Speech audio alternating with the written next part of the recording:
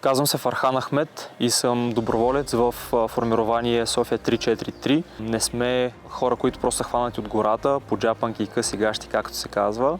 Аз сме доброволци, които се обучават адски много часове на терен. Казвам се Станислав Минчев. Занимавам се с гасенето на горски пожари от 2021 година. През изминалата година най-дългата ми смяна, където бяхме на терен, беше сумарно 28 часа. Казвам се Мария Батчева и съм доброволец към аварийно спасяване София.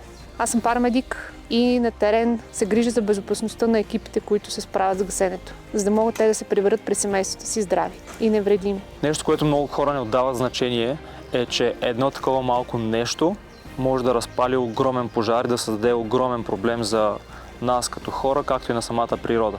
Хората трябва да знаят. Разграждането на един фас отнема между 3 месеца и 15 години. Неправилно изхвърлените фасове са втория най-често срещан отпадък в световен мащаб. Всъщност неправилно изгасения фас или изхвърления такъв активира една огромна верига от различни доброволци, пожарна, МВР, парамедици и така нататък. Миналата година беше същински кошмар, свързан с горските пожари. Аз лично съм бил на 20, което сумарно прави по средно за летния сезон един пожар на 3 дена и половина.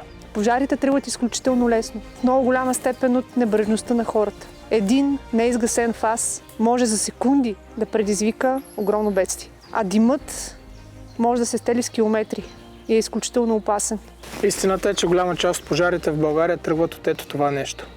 От неизгасен фас. Природата може да се възстанови, но човешкият живот може да бъде загубен безвъзвратно. Затова моят съвет е: изгаси, изхвърли правилно фаса си.